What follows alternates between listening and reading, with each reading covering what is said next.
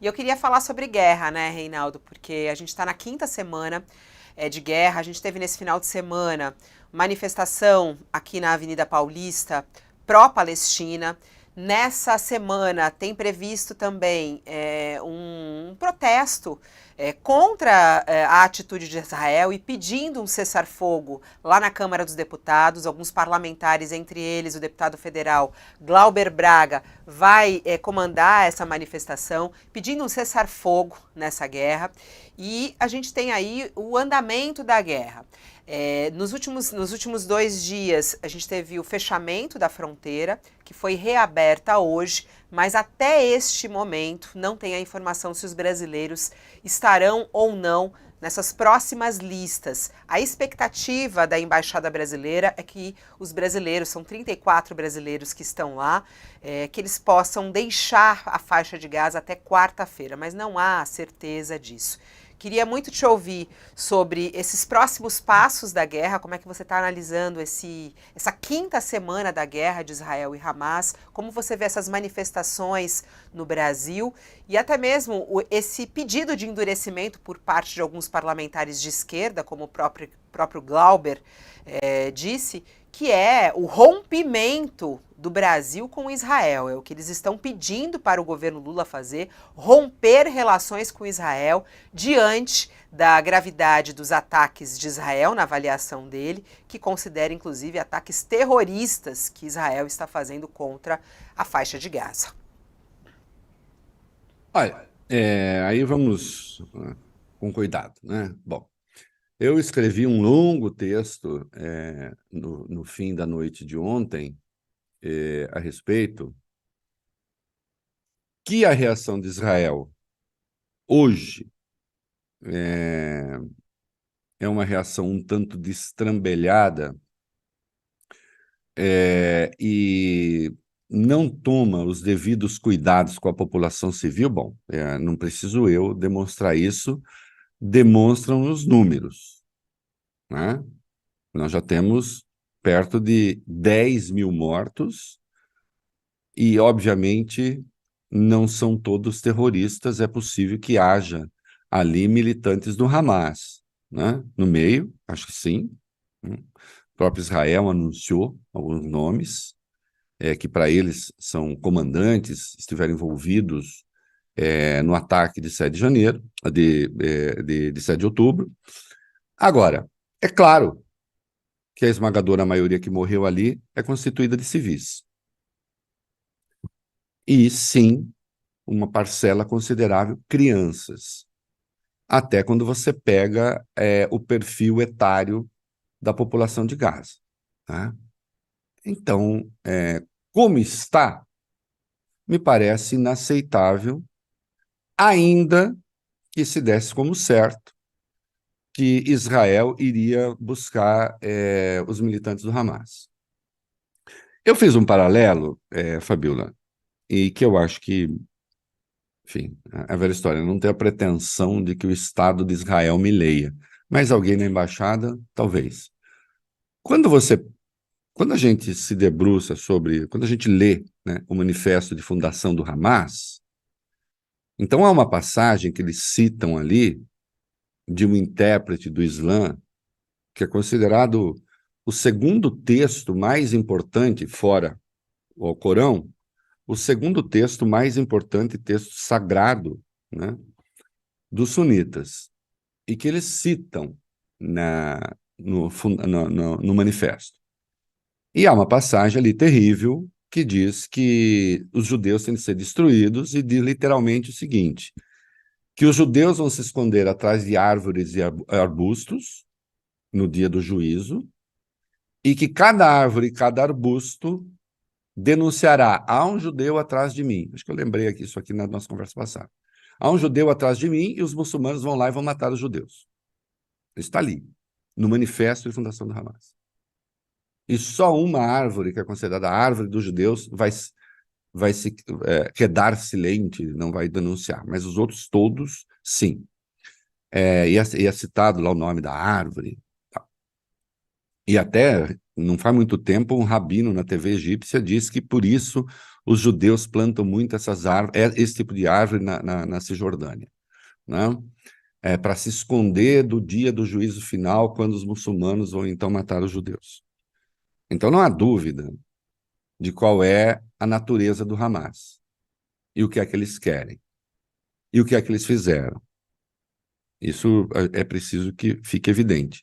Agora, não pode Israel usar um argumento supostamente técnico, né, de caráter também político, dizendo o Hamas usa escudos humanos. Portanto, quando eu ataco um comboio de ambulâncias, eu não estou atacando os doentes porque há ali gente do Hamas. Você começou a perceber o paralelo que eu estou fazendo? Na ambulância, há gente do Hamas. Na escola, no prédio da ONU, há gente do Hamas. No hospital, há gente do Hamas. Não estou me referindo àquele hospital que foi a Jihad Islâmica, mas nós temos quase 20 entidades de saúde atingidas por ataques. Não é? Na residência, há gente do Hamas. Não pode Israel trabalhar com uma concepção de gente do Hamas escondida atrás das coisas que lembra um texto terrível a que apela o Hamas para matar judeus. Então, há gente do Hamas escondida atrás de cada coisa. A responsabilidade não é minha, é deles, eu vou lá e ataco. Bom, você vai fazer um número de vítimas civis não tem teto para isso, não tem...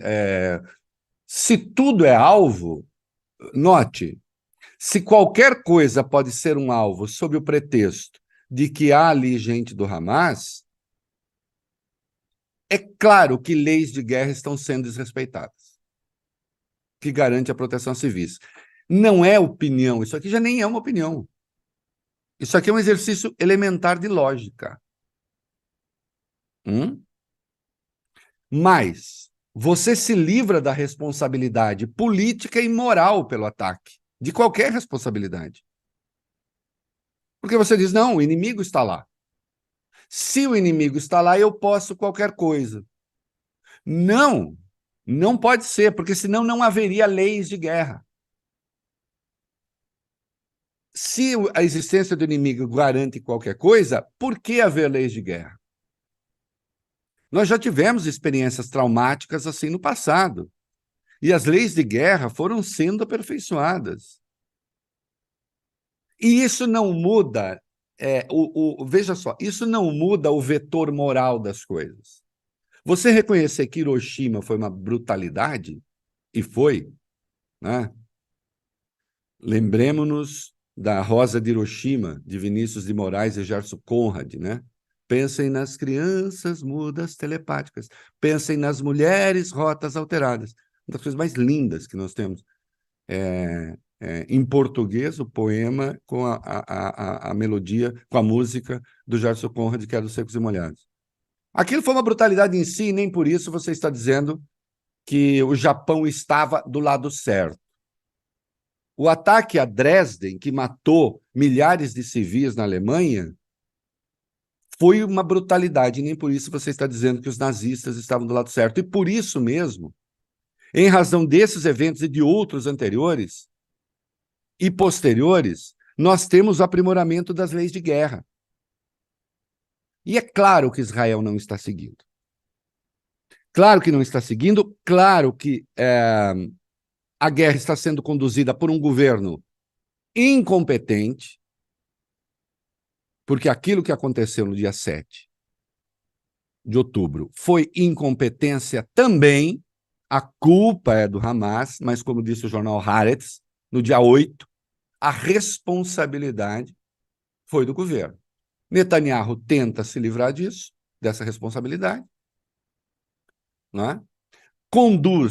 Lidera um governo de extremistas, o ministro do patrimônio deles, o tal do Amichai Eliyahu, falou do uso de um artefato nuclear, indagado a respeito em Gaza, e disse, não há inocentes em Gaza.